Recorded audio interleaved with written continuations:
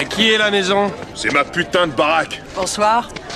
Un problème, messieurs? On nous a signalé des coups de feu tirés d'un toit. C'était un feu d'artifice, on en tire un chaque année. Et la consommation d'alcool en public, l'herbe, ça fait aussi partie du rituel annuel?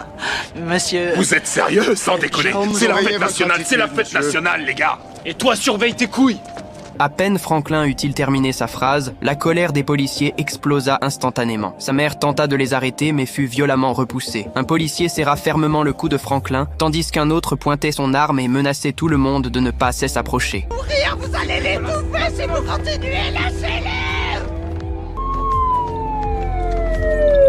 Au dernier moment, agent André, arriva enfin. Franklin inspira avidement l'air frais. Quand son cœur se remit à battre normalement, il prit la décision de devenir plus fort pour protéger sa famille. Le lendemain, Franklin retourna au bar pour poursuivre ses affaires. Il sortit 4 paquets de son sac, mais L. Achter ne s'intéressa qu'à 2 paquets. Malgré les éloges de L. Achter concernant la qualité des produits, il refusa néanmoins les 2 autres paquets. Franklin ne put s'empêcher de se demander pourquoi. L. Achter lui donna alors une suggestion surprenante. Va falloir que t'ailles chercher tes billets verts ailleurs.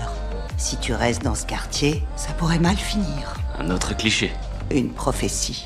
De retour chez lui, Franklin déposa l'argent gagné sur le lit, le dispersant frénétiquement autour de lui. Mais quand il sortit les 2 autres paquets, ses amis semblèrent s'y intéresser. Dis-moi comment on est censé la vendre si on sait même pas ce que c'est. Exactement. Les personnes qui achètent de la coke savent très bien ce que c'est, abruti. Maintenant arrêtez de déconner et venez m'aider à couper cette merde.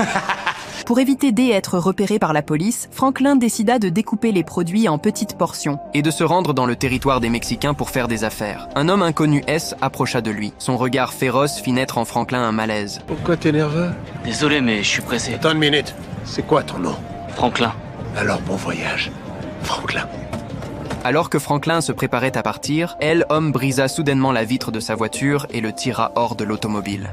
Ouais, c'est ça. Si t'es trompé de rue, fous-toi de ma gueule. T'as une arme sur toi. Non mec. Je suis juste venu vous présenter le produit que je vends. Je suis pas là pour créer des... Mon cul! S'il te plaît, arrête! Franklin tenta de se défendre en disant qu'il venait pour une coopération, mais il se fit brutalement attraper par homme. Alors qu'il allait perdre tout espoir, une silhouette familière apparut dans la foule. Oso, un ancien client, essaie d'empêcher les Mexicains de continuer à frapper Franklin dans la confusion. Les Mexicains ne prêteront pas attention à l'avertissement d'Oso, jusqu'à ce que le chef de gang apparaisse et mette enfin fin à la violence. Déjalo. Si tu te repointes ici encore une fois, t'es un homme mort. Ça va? Qu'est-ce que tu fais là, Oso? Hein? Il faut que tu t'en ailles. Et vous aussi, je me souviens de vous. Et il faut que tu t'en ailles. Orale. Allez, bouge. Attends, je m'appelle Franklin.